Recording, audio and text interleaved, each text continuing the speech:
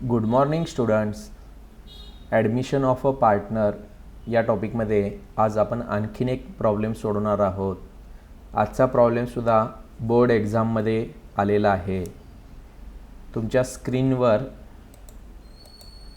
तो प्रॉब्लेम आलेला आहे. मार्च 2018 बोर्ड एक्झाममध्ये विचारलेला हा प्रॉब्लेम आहे. या प्रॉब्लेममध्ये आपल्याला बॅलन्स शीट दिलेली आहे आणि एक महत्त्वाची ॲडजस्टमेंट आज आपण या प्रॉब्लेममध्ये पाहणार आहोत. या प्रॉब्लेममध्ये goodwill valued at ₹1,44,000 and Seema agreed to bring her share of goodwill असं दिलेलं आहे.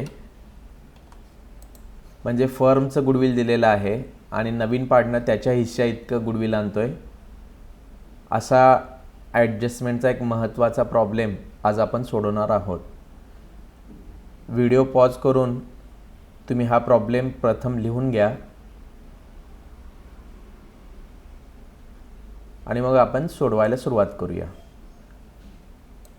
नेहमीप्रमाणे डाव्या पानावर रिव्हॅल्युएशन अकाउंट एक 8 ओळीचा, त्याच्याखाली कॅपिटल अकाउंट 8 ओळीचा, बँक अकाउंट अंदाजे 5 ते 6 ओळीचा आणि नेक्स्ट पेजवर बॅलन्स शीट एक 15 ते 16 ओळीची. कॅपिटल अकाउंटचा बॅलन्स क्रेडिट असतो, त्यामुळे बायला by balance brought down. Cash किंवा बँकचा बॅलन्स डेबिट असतो, त्यामुळे टूला टू बॅलन्स ब्रॉट डाऊन आणि लायबिलिटीला 3 पार्टनरची नावं. याप्रमाणे हे बेसिक ब्लँक फॉर्मॅट आपल्याकडे असायला पाहिजे. ठीक आहे. आता आपण सोडवायला सुरुवात करूया.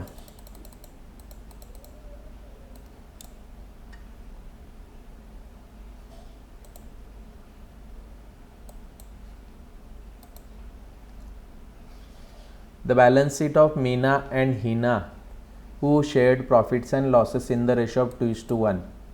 2:1 हा त्यांचा ओल्ड रेशो आहे. ॲडमिशन ऑफ अ पार्टनर या टॉपिकमध्ये मागे सांगितल्याप्रमाणे 2 ॲडजस्टमेंट खूप महत्त्वाचे असतात. एक गुडविलची ॲडजस्टमेंट आणि दुसरी रेशोची ॲडजस्टमेंट किंवा रेशोचा प्रकार कोणता आहे. इथं हा ओल्ड रेशो दिलेला आहे. रेशोचे 2 प्रकार आहेत, if sacrifice ratio is not given आणि if old and new ratio is given. यातला एक प्रकार आपल्या प्रॉब्लेममध्ये येत असतो. ठीक आहे. कॅपिटल, नेहमीप्रमाणे आपण कॅपिटल काय करतो, कॅपिटलसाठी आपण अकाउंट तयार केलेला असतो. त्या अकाउंटच्या बायला by brought down, Meena Heena. Creditors लायबिलिटीला येतील, रेंट आउटस्टँडिंग. आता रेंट आउटस्टँडिंग पण लायबिलिटीला येतील, पण इथं रेंट आउटस्टँडिंगबद्दल एक ॲडजस्टमेंट आलेली आहे, त्यामुळे हे रेंट आउटस्टँडिंग आपण थोडं पेंडिंग ठेवूया. रिझर्व्ह फंड, बॅलन्स शीटच्या लायबिलिटीला reserve fund, profit and loss account, general reserve, हे जे अकाउंट्स येतात हे ओल्ड पार्टनर्सना ओल्ड रेशोमध्ये, म्हणजे हा ओल्ड रेशो आहे आणि ओल्ड पार्टनर्स म्हणजे मीना आणि हिना, यांना ओल्ड रेशोमध्ये डिस्ट्रीब्यूट करायचे असतात, वाटायचे असतात. त्यामुळे याला येईल कॅपिटल क्रेडिट. रिझर्व्ह फंड कॅपिटलच्या क्रेडिटला येईल. 2:1 या रेशोमध्ये आपण डिस्ट्रीब्यूट करणार आहोत. आपण असेटला आलो. Leasehold property asset, livestock asset, loose tools asset, stock asset, debtors asset, RDD. RDD बाबत पण एक ॲडजस्टमेंट आहे, त्यामुळे आपण थोडं RDDचं पेंडिंग ठेवूया. बँकसाठी आपण अकाउंट ओपन केलेलं आहे, त्या अकाउंटच्या डेबिटला टू बॅलन्स ब्रॉट डाऊन, त्या अकाउंटच्या डेबिटला to balance brought down. On 1 April 2016 Seema was admitted for as 1/4 partner on the following terms. हा 1/4 रेशो दिलेला आहे, हा न्यू पार्टनरचा रेशो आहे. आपल्याला ओल्ड रेशो दिलेला आहे आणि न्यू पार्टनरचा रेशो दिलेला आहे. ठीक आहे. याचा अर्थ हा प्रॉब्लेम रेशोचा पहिला प्रकार का दुसरा प्रकार. दुसऱ्या प्रकारामध्ये काय होतं, if old and new ratio is given, सर्व पार्टनरचा न्यू रेशो देतात. इथं आपल्याला प्रॉब्लेममध्ये सर्व पार्टनरचा न्यू रेशो दिला आहे का, नाही दिला, फक्त न्यू पार्टनरचा रेशो दिलेला आहे. याचा अर्थ हा रेशोचा पहिला प्रकार आहे. If sacrifice ratio is not given, हा रेशोचा पहिला प्रकार आहे. त्यामुळं आपण इथं सुरुवातीला लिहूया R1. या R1चा आपण गुडविल डिस्ट्रीब्यूट करताना उपयोग करणार आहोत, म्हणजे या रेशोच्या पहिल्या प्रकाराचा. ठीक आहे. Next Seema should bring ₹1,20,000 towards her capital. सीमानं कॅपिटल आणलेलं आहे. कॅपिटलची जर्नल एंट्री तुम्हाला आता पाठ झाली असेल. पैसे आले cash account debit to C's capital account. Cash account debit to C's capital account. आता कॅशच्या ऐवजी आपल्या प्रॉब्लेममध्ये बँक आला आहे, त्यामुळे आपण एंट्री करताना कॅशच्या ऐवजी bank account debit to C's capital अशी करणार आहोत. Next, firm's goodwill is valued at ₹1,44,000 and Seema agreed to bring her share in firm's goodwill by cheque. संस्थेचं गुडविल, फर्मचं गुडविल टोटल पार्टनरशिप फर्मचं गुडविल 1,44,000 आहे. And Seema agree to bring her share by cheque. आणि सीमा तिचं गुडविलचा हिस्सा चेकनं आणणार आहे. तिचा हिस्सा चेकनं आणणार म्हणजे तिचा हिस्सा रोख आणणार. पुन्हा आपण गुडविलमध्ये येऊया. गुडविलच्या 3 मेथड्स आहेत. पहिली method goodwill bring in cash, दुसरी method goodwill raised oblique opened आणि तिसरी method goodwill raised oblique opened and written off. आता जर सीमा गुडविलचा हिस्सा चेकनं आणणार असेल तर हा प्रॉब्लेम ब्रिंग इन कॅशचा आहे, म्हणजे पहिल्या मेथडचा आहे. आणि पहिल्या मेथडमध्ये आपण 2 एंट्रीज करतो पहा. पहिली एंट्री गुडविल रोख आणल्याबद्दल cash account debit to goodwill, आणि दुसरी एंट्री गुडविल डिस्ट्रीब्यूट केल्याबद्दल goodwill account debit to A's capital B's capital. त्याच्यामध्ये पण जर प्रॉब्लेम रेशोच्या पहिल्या प्रकाराचा असेल तर ते ओल्ड रेशोमध्ये डिस्ट्रीब्यूट करायचं, आणि जर प्रॉब्लेम रेशोच्या दुसऱ्या प्रकाराचा असेल तर ते सॅक्रिफाईसमध्ये डिस्ट्रीब्यूट करायचं. आताच आपण ठरवलेलं आहे हा प्रॉब्लेम रेशोच्या पहिल्या प्रकाराचा आहे, त्यामुळे हे गुडविल आपण ओल्ड रेशोमध्ये डिस्ट्रीब्यूट करणार आहोत. तुम्हाला गुडविलची ॲडजस्टमेंट समजली असेल. त्यामुळे आता गुडविलच्या 2 एंट्रीज करणार आहे प्रॉब्लेममध्ये. Cash account debit to goodwill account ही पहिली एंट्री झाली. Cash account debit to goodwill account. दुसरी entry goodwill account debit to A's capital B's capital. A आणि बी म्हणजे कोण आपले मीना आणि हिना. आणि हे कोणत्या रेशोमध्ये डिस्ट्रीब्यूट करायचं. जर रेशोचा पहिला प्रकार असेल R1 असेल तर ओल्ड रेशोमध्ये. ओल्ड रेशो 2:1 आहे, त्यामुळे इथं लिहा 2:1. गुडविलची ॲडजस्टमेंट संपली. पण हे जे गुडविल आहे हे 1,44,000 हे फर्म गुडविल आहे, संस्थेचं गुडविल आहे. सीमानं तिच्या हिश्श्या इतकं गुडविल आणलेलं आहे. आता आपण हे गुडविलचं कॅल्क्युलेशन करून पाहूया. 1,44,000 इंटू सीमाज रेशो किती आहे. सीमाचा हिस्सा 1/4 शेअर आहे पहा, त्यामुळे इंटू 1/4 1/4 त्याचं उत्तर येतं 36,000. याचं उत्तर येतं 36,000.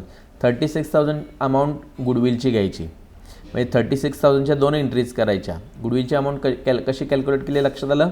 काही विद्यार्थी 1,44,000ची एंट्री करतात, ते चुकीचं आहे. ते फर्मचं गुडविल आहे.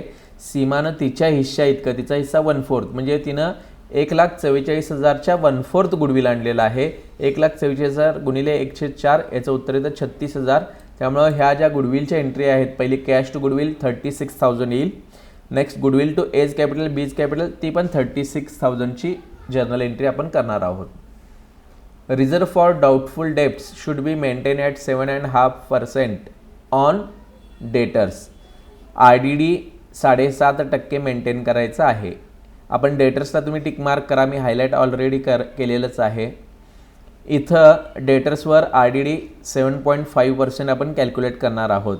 या RDDचं काय करायचं आपण उत्तरात पाहू. नेक्स्ट पहिली स्टेप तर यातली एक क्लिअर आहे. असेटला मायनस करणार आहोत आपण RDD 7.5%, त्यामुळे पहिला इफेक्ट येईल A-. सेकंड इफेक्ट आपण नंतर पाहू. Increase live stock by ₹4,400. इन्क्रीजचा अर्थ वाढवा. डिक्रीजचा अर्थ कमी करा. लाईव्ह स्टॉकमध्ये ₹4,400 वाढवा, त्यामुळे लाईव्ह स्टॉकला टिक मार्क करा. आता लाईव्ह स्टॉकमध्ये वाढवा याचा अर्थ रक्कम वाढली, असेट इन्क्रीज झाला. लाईव्ह स्टॉक हा असेट आहे, असेट इन्क्रीज झाला की आपला प्रॉफिट असतो, त्यामुळे याचे 2 इफेक्ट येतील. याचा पहिला इफेक्ट येईल A+. लाईव्ह स्टॉक असेटला असतो, त्यामुळे पहिला इफेक्ट असेटला प्लस, आणि तो आपला फायदा झाला म्हणून तो आपण क्रेडिटला नोंदवणार आहोत. तुम्हाला लक्षात असेल आपण या रिव्हॅल्युएशनच्या क्रेडिटला प्रॉफिट रेकॉर्ड करतो आणि रिव्हॅल्युएशनच्या डेबिटला लॉस रेकॉर्ड करतो, तोटा. त्यामुळं हा क्रेडिटला येईल. Next and write off loose tools by 20%. Loose tools 20% write off करा, म्हणजे काढून टाका. याचे दोन इफेक्ट येतील, वजा करणार आहोत आपण, आणि लूज टूल्स असेटला असतात, त्यामुळे पहिला इफेक्ट येईल ए मायनस, आणि लूज टूल्सची किंमत कमी होणार आहे. लूज टूल्सची किंमत 20% कमी होणार आहे. आता लूज टूल्स आहेत 90,200, याच्यामधून 20% आपण डेप्रिसिएशन वजा करणार आहे. डेप्रिसिएशन आपला तोटा आहे, आणि तोटा आपण कुठं रेकॉर्ड करतो, या डेबिटला रेकॉर्ड करतो. त्यामुळे आपला इफेक्ट काय आला, ए मायनस डेबिट. ए मायनस डेबिट. लूज टूल्सला तुम्ही टिक मार्क करा. Last adjustment, outstanding rent is paid in full settlement of ₹9,040. Outstanding rent आपण भागवलेला आहे 9,040ला, फुल सेटलमेंट केलेली आहे आपण. आउटस्टँडिंग रेंट आहे 10,000 आणि आपण भागवलं 9,040. याचे एंट्री काय होते पहा. याची एंट्री पहिले याचे जर्नल एंट्री होते, रेंट पेडची जर्नल एंट्री होते. Rent paid, rent account debit to cash account 9,040. Rent account debit to cash account 9,040. आता 10,000 लोन आहे आपलं, सॉरी रेंट आहे आउटस्टँडिंग 10,000, आणि 10,000चे आपण किती पेड केले, 9,040, म्हणजे 960 आपण कमी पेड केलेले आहेत. 960 रुपये आपण कमी दिलेले आहेत. आता 10,000 रुपये देणं होतं आणि 9,040 दिलं, 960 रुपये दिले नाहीत. याचा अर्थ 960 रुपये आपला प्रॉफिट झाला. आपल्याला देणं कमी द्यावं लागलं, आणि प्रॉफिट आपण क्रेडिटला रेकॉर्ड करतो. त्यामुळे हे 960 हे क्रेडिटला येतील. P&Lच्या किंवा रिव्हॅल्युएशन अकाउंटच्या क्रेडिटला आपण हे रेकॉर्ड करणार आहोत. ठीक आहे. गुडविलचा प्रकार पण पहिलाच होता, इथं लिहायचं आपलं राहिलं. इथं लिहा G1. गुडविलचा पहिला प्रकार, गुडविल पहिली मेथड आहे, ब्रिंग इन कॅश आहे. ठीक आहे. आता आपण सोडवायला सुरुवात करूया. तुम्ही याप्रमाणे एक ब्लँक फॉर्मॅट तयार केला असेल.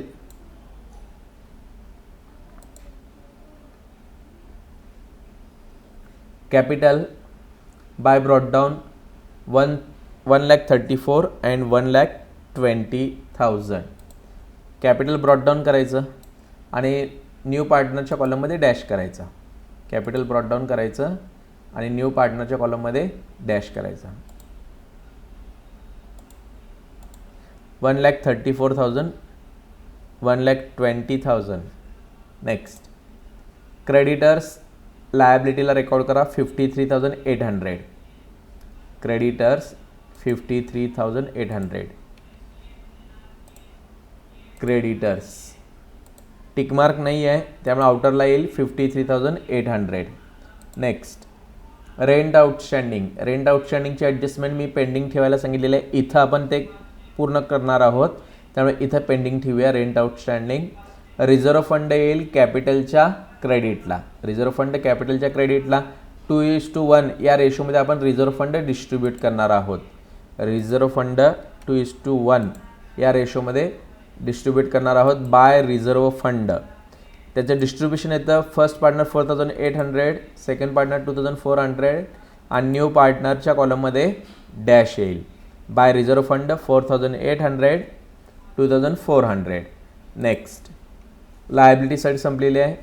आता असेटला आलो आपण. हे लीजपासून डेटर्सपर्यंत सगळे असेटला रेकॉर्ड करा. त्यामध्ये लाईव्ह स्टॉक, लूज टूल्स आणि डेटर्स हे इनरला येतील, आणि बाकीचे असेट्स आउटरला येतील. आपण असेटला येऊया. Leasehold property. Next, livestock. Next, live स्टॉकला इन्क्रीज आहे. आपण हे थोडं इथं लाईव्ह स्टॉकला टिकमार्क आहे पहा, त्यामुळे लाईव्ह स्टॉक इनरला रेकॉर्ड करा. Leasehold property 20,000, livestock 6,000. एक ओळ रिकामी सोडा लाईव्ह स्टॉकसाठी. लूज टूल्स याला पण टिकमार्क आहे, त्यामुळे ते इनरला येतील. Next, stock.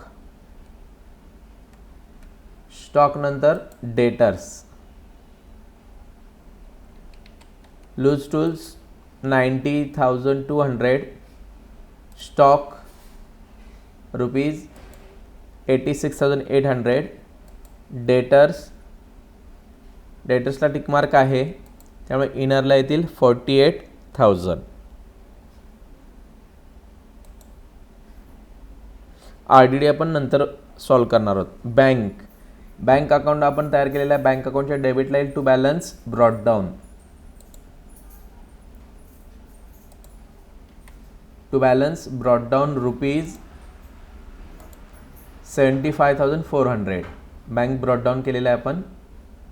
नेक्स्ट आपली बॅलन्स शीट संपलेली आहे. आता ॲडजस्टमेंट नंबर 1, सीनं कॅपिटल आणलेलं आहे. कॅपिटलची entry cash account debit to C's capital account. Cash account debit, cash म्हणण्याऐवजी आपण म्हणूया bank account debit to C's capital account. C म्हणजे कोण? Seema. Bank account debit to Seema's capital account rupees 1,20,000. याचा सेकंड इफेक्ट, बँकच्या टूला सीमा लिहिलेला आहे, सीमाच्या बायला येईल, किंवा बँकच्या डेबिटला टू सीमा लिहिलेला आहे, सीमाच्या क्रेडिटला बाय बँक अकाउंट. फर्स्ट कॉलममध्ये डॅश, सेकंड कॉलममध्ये डॅश येईल आणि लास्ट कॉलममध्ये येईल 1,20,000. आपण कॅपिटल रेकॉर्ड केलेलं आहे. नेक्स्ट आता गुडविल आहे.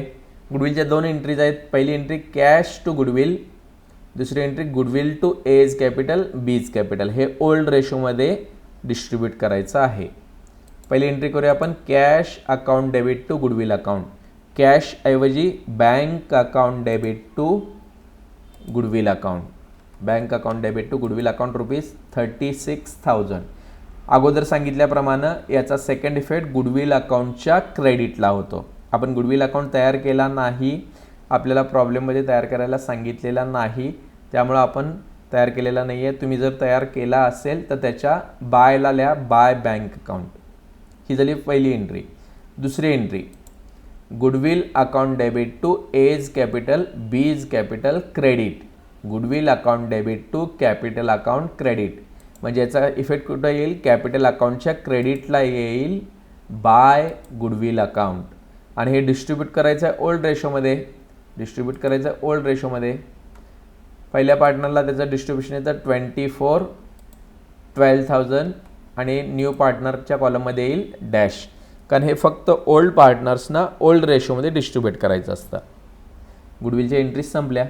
जर तुम्ही गुडविल अकाउंट तयार केला असेल तर गुडविल अकाउंटच्या डेबिटला याचा इफेक्ट लिहा to capital account Meena 24, Hina 12.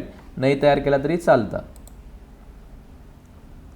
Next third adjustment, RDD should be maintained at 7.5% on debtors. RDD 7.5% maintain करायचा आहे. याचा पहिला इफेक्ट आहे असेटला आपण मायनस करणार आहोत. असेटला मायनस, डेटर्स खाली लेस RDD 7.5%, लेस RDD 7.5%. आता हे 7.5% कसं कॅल्क्युलेट करायचं पहा. 48,000चे 7.5% आपल्याला कॅल्क्युलेट करायचं आहे. 48,000 इंटू 7.5 डिवायडेड बाय 100 असं येतं. 48,000 इंटू 7.5 डिवायडेड बाय 100. आता इथला पॉईंट घालवण्यासाठी आपण खाली एक 0 वाढवलेला आहे, त्यामुळे हे इक्वेशन काय तयार झालं? 48,000 इंटू 75 डिवायडेड बाय 1,000. 48,000 गुणिले 75 भागिले 1,000. यातले 3 0 कॅन्सल होतात. 48 इंटू 75 हे तुम्हाला मात्र कॅल्क्युलेट करावं लागेल. त्यासाठी कुठला शॉर्टकट नाही आहे. त्याचा ॲन्सर येतं 3,600 आणि मायनस आउटरला येतं त्याची वजाबाकी 44,400. 44,400. ठीक आहे. आता RDDचा इफेक्ट देऊया आपण. RDD किती झाला न्यू? 3,600. आणि आपल्या प्रॉब्लेममध्ये RDD किती होता? 2,000. ओल्ड RDD 2,000 आहे आणि आता आपण जो रेकॉर्ड केला तो RDD 3,600 आहे. RDD इन्क्रीज झाला का डिक्रीज झाला? करेक्ट, इन्क्रीज झाला. RDD जेव्हा इन्क्रीज होतो तेव्हा तो आपला लॉस असतो. तो लॉस इकडं डेबिटला रेकॉर्ड करा. आणि RDD डिक्रीज होतो तेव्हा तो आपला प्रॉफिट असतो, त्यामुळे तो प्रॉफिट क्रेडिटला रेकॉर्ड करा. त्यामुळे डेबिटला येईल टू RDD अकाउंट. 3,600 आता न्यू RDD आहे. ऑलरेडी आपण प्रोव्हाइड केला आहे 2,000. इन्क्रीज झालेला आहे 1,600नं. तो 1,600 फक्त या रिव्हॅल्युएशनच्या डेबिटला येईल. इथं 3,600 येणार नाही. आपण ऑलरेडी 2000 लास्ट इयरला म्हणजे ओल्ड बॅलन्स शीटमध्ये प्रोव्हाइड केलेला आहे, त्यामुळे फक्त 1600 इथं येतील. ठीक आहे, RDDची ॲडजस्टमेंट संपलेली आहे. Next, increase live stock by ₹4400. Live stock 4400 increase करायचं. याचा पहिला इफेक्ट असेटला प्लस करायचं आणि सेकंड इफेक्ट क्रेडिटला. असेटला प्लस करूया, लाईव्ह स्टॉकमध्ये plus increase ₹4400 plus increase ₹4400 total 11,000. Next, stock 6600 वरून आपला 11,000 झाला. याचा अर्थ इन्क्रीज झाला, वाढला म्हणजे आपला फायदा झाला. आणि फायदा आपण कुठं रेकॉर्ड करतो? इथं क्रेडिटला रेकॉर्ड करतो. त्यामुळे क्रेडिटला येईल by live stock ₹4400. By live stock ₹4400. Live stock is our asset. And write off loose tools by 20%. Loose tools 20% write off करायचे आहेत. आता लूज टूल्समधून राईट ऑफ करूया. लूज टूल्सला आपण लिहा लेस राईट ऑफ 20% और लेस डेप्रिसिएशन 20%. 20% येतं, पहिला 10% कॅल्क्युलेट करा. 10% येतं 9020, त्याच्यात डबल करा, ते येईल 18,040. आउटरला 72,160. 72,160. 90,000चे लूज टूल्स 72 झाले, म्हणजे लूज टूल्स डिक्रीज झाले, कमी झाले. याचा अर्थ आपला तोटा झाला. तोटा आपण डेबिटला रेकॉर्ड करणार आहोत. इथं येईल टू लूज टूल्स अकाउंट ₹18,040. जेवढे आपण डिक्रीज झालेले आहे अमाऊंट, ती अमाऊंट आपण रेकॉर्ड करायची आहे. हे 72 किंवा 99 रेकॉर्ड करायचं आहे. जेवढे आपण राईट ऑफ केले 18,000, इथं 18,000 रेकॉर्ड केले, इथं डेटर्समधला गॅप रेकॉर्ड केला, इथं लाईव्ह स्टॉकमधले इन्क्रीज रेकॉर्ड केलेले आहेत. पहा, त्याच अमाऊंट्स आपण इथं रिव्हॅल्युएशनला घेतलेल्या आहेत. Next, outstanding rent. हा महत्त्वाची adjustment. Outstanding rent is paid in full settlement ₹9,040. आपण ₹9,040 आउटस्टँडिंग रेंट पेड केलेला आहे. आउटस्टँडिंग रेंट किती आहे? 10,000 आहे. त्याच्याऐवजी आपण पेड किती केलं? 9,040. पहिली एंट्री करूया आपण रेंट पेडची. Rent account debit to cash account 9,040. Entry येते rent account debit to cash. कॅशऐवजी आता आपण bank. Rent account debit to bank account credit. Rent account debit to bank account credit, म्हणजे बँक अकाउंटच्या क्रेडिटला येईल by outstanding rent account ₹9,040. By outstanding rent account 9,040. हे झाले रेंट पेडची जर्नल एंट्री. ठीक आहे. आता रेंट पेड तुम्ही किती करायला पाहिजे होतं? 10,000.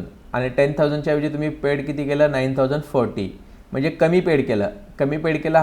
हे जे आहे तो आपला प्रॉफिट आहे. 960 हा आपला प्रॉफिट झाला. हा प्रॉफिट आपण रेकॉर्ड करायचा क्रेडिटला. त्यामुळे क्रेडिटला येईल by outstanding rent account. By outstanding rent account in bracket 10,000 minus 9,040. त्याचा आन्सर येईल 960. 960. मला वाटतं तर सर्व प्रॉब्लेम संपलेला आहे. आता अकाउंट क्लोज करूया. अकाउंट क्लोज करण्याच्या स्टेप्स मी पुन्हा तुम्हाला स्टेप्समध्ये नेतो आहे. स्टेप्स पहा. स्टेप्स या आहेत. पहिली step P&L adjustment account close करा.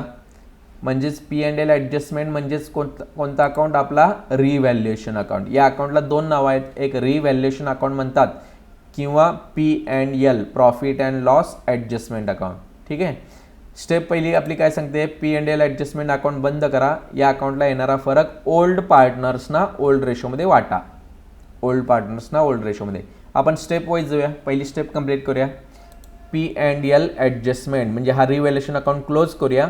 या अकाउंटला येणारा डिफरन्स ओल्ड पार्टनर्सना ओल्ड रेशोमध्ये डिस्ट्रीब्यूट करूया. ओल्ड पार्टनर्स म्हणजे मीना आणि हिना. ही सीमा न्यू पार्टनर आहे. कोणत्या साईडची टोटल जास्त आहे? डेबिटची टोटल जास्त आहे का क्रेडिटची? साहजिकच डेबिटची. टोटल करूया आपण. टोटल येते 19,640. 19,640. नेक्स्ट, ती टोटल आपण क्रेडिटला मांडली 19,640.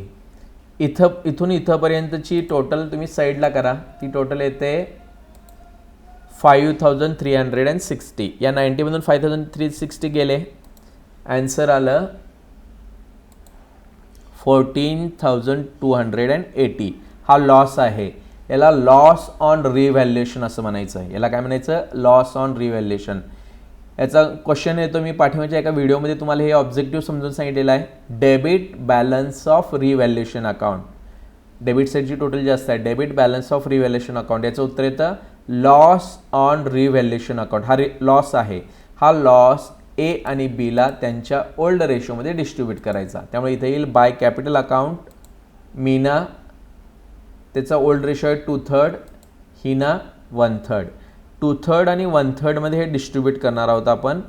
आता हे कसं डिस्ट्रीब्यूट करायचं, काही मुलांची शंका असते, हे कसं तुम्ही डायरेक्ट उत्तर सांगता. तर याचं उत्तर असं कॅल्क्युलेट करायचं, 14,280 गुणिले 2 भागिले 3. याचं कसं कॅल्क्युलेट करायचं, 14,280 गुणिले 1 भागिले 3. तुम्ही कॅल्क्युलेट करून पहा, उत्तर सेम येईल. मी डायरेक्ट उत्तर मांडतोय वेळ वाचवण्यासाठी. 9,520 आणि 4,760. 95, 20, 47, 60. या दोघांची टोटल पुन्हा इथं एवढीच यायला पाहिजे, म्हणजे आपलं डिस्ट्रीब्युशन करेक्ट आहे. ठीक आहे, टोटल सेम येते, त्यामुळे आपण डिस्ट्रीब्यूट करेक्ट केलेलं आहे. आता याचा सेकंड इफेक्ट एक आहे पहा. आपण बाय कॅपिटल म्हटलेलं आहे, म्हणजे कॅपिटलच्या ते कुठे येईल, डेबिटला येईल. कॅपिटलच्या डेबिटला. To revaluation account Meena 9,050, Heena 4,760 and Seema dash. सीमाच्या कॉलममध्ये डॅश येईल. ठीक आहे, एका अकाउंटच्या क्रेडिटला, दुसऱ्या अकाउंटच्या डेबिटला. पोस्टिंग म्हणायचं याला आपण, क्रॉस पोस्टिंग. नेक्स्ट स्टेप्समधली ही स्टेप आपली कंप्लीट झाली. P&L ॲडजस्टमेंट क्लोज केला. या अकाउंटला येणारा फरक ओल्ड पार्टनर्सना ओल्ड रेशोमध्ये आपण डिस्ट्रीब्यूट केला. Next step, capital account close करा. येणारा फरक बॅलन्स शीटला घ्या. कॅपिटल अकाउंट क्लोज करूया. कॅपिटल अकाउंटची कोणत्या साईडची टोटल जास्त आहे, प्रत्येक पार्टनरची टोटल पण चेक करूया. सर्व पार्टनरची क्रेडिटची टोटल जास्त आहे, त्यामुळे क्रेडिटची टोटल करूया आपण. क्रेडिटची टोटल येते, फर्स्ट पार्टनर 1,62,800, नेक्स्ट 1,34,400, नेक्स्ट 1,20,000. या टोटल्स डेबिटला रेकॉर्ड करा. नेक्स्ट आता 162 मधून हे 9,520 मायनस करायचे. 134 मधून हे वरचे 4,760 मायनस होतील आणि 120 मधून हे वरचे 0, काही नाही याचा अर्थ हे 0 मायनस होतील. येणार उत्तर इथं आपण रेकॉर्ड करणार आहोत 1,53,280, 1,29,640, 1,20,000. ठीक आहे, आता या फिगरला काय लिहायचं, या तिन्ही फिगर्सना टू बॅलन्स कॅरीड डाऊन. इथं आपला सुरुवात काय आहे, ब्रॉड डाऊन आहे, एंड काय होईल, कॅरीड डाऊन होईल. आपली स्टेप काय सांगते, कॅपिटल अकाउंट बंद करा, फरक बॅलन्स शीटला घ्या. याचा अर्थ हा कॅरीड डाऊन आपण कुठं घ्यायचा आहे, रेकॉर्ड करायचा आहे बॅलन्स शीटला. ऑलरेडी बॅलन्स शीटला आपण इथं मांडलेलं आहे कॅपिटल अकाउंट. मीना, हिना, सीमा. इनरला अमाऊंट्स मांडा आणि त्याची टोटल आउटरला मांडा. 4,02,920 टोटल आउटरला आली 4,02,920. आपली ही पण स्टेप्स पूर्ण झाली. कॅपिटल अकाउंट क्लोज केला. नेक्स्ट स्टेप, कॅश अकाउंट बंद करा, फरक बॅलन्स शीटला घ्या. आपण कॅश अकाउंट क्लोज करूया, पण आपण कॅश अकाउंट नाही तयार केला. कॅशच्या ऐवजी काय तयार केला आहे, बँक. आपल्या दृष्टीने कॅश आणि बँक सेम असतील. बँक अकाउंट क्लोज करा, फरक बॅलन्स शीटला घ्या. बँकची डेबिट जास्त आहे, डेबिटची टोटल करतोय मी. टोटल येते 2,31,400. ती क्रेडिटला रेकॉर्ड करतोय मी 2,31,400. या 231 हे 9,040 मायनस करायचे. ॲन्सर येतं 2,22,360. स्टार्ट आपला बॅलन्स ब्रॉड डाऊन झालेला आहे, एंड आपला बॅलन्स कॅरीड डाऊन होईल बाय बॅलन्स कॅरीड डाऊन. ही जी बँकचा कॅरीड डाऊन आलेला आहे तो आता आपण कुठं रेकॉर्ड करायचं, स्टेप काय सांगते बघा. कॅश किंवा बँक अकाउंट क्लोज करा, फरक बॅलन्स शीटला घ्या. बँक बॅलन्स शीटच्या कुठे येतो, असेटला येतो. त्यामुळे असेटला आपण बँक रेकॉर्ड करणार आहोत. बँक 2,22,360. 2,22,360. नेक्स्ट.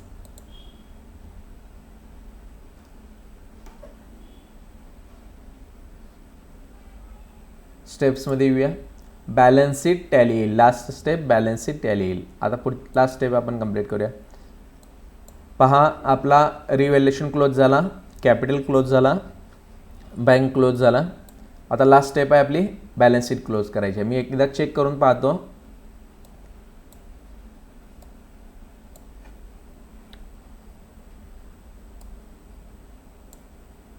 करेक्ट. नेहमीप्रमाणे तुम्हाला एक छोटंसं चॅलेंज. तुम्ही बॅलन्स शीट हा प्रॉब्लेम आपल्या वहीत सोडवायचा आहे. वेळ लावून सोडवा. किमान 20 मिनिटामध्ये आपला हा प्रॉब्लेम व्हायला पाहिजे. समजून सांगताना कदाचित हा जास्त 30 मिनिटाचा 35 मिनिटाचा होईल, पण जेव्हा तुम्ही सोडवता तेव्हा तो किमान 20 मिनिटामध्ये तुमच्याकडून तो सोडवला गेला पाहिजे. तुम्ही घड्याळ लावून 20 मिनिटामध्ये हा प्रॉब्लेम सोडवण्याचा प्रयत्न करा.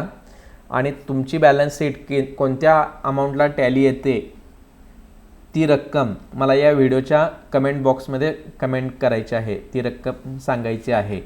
पाहूया कुणाची कमेंट सर्वात पहिला येते. Okay, thank you.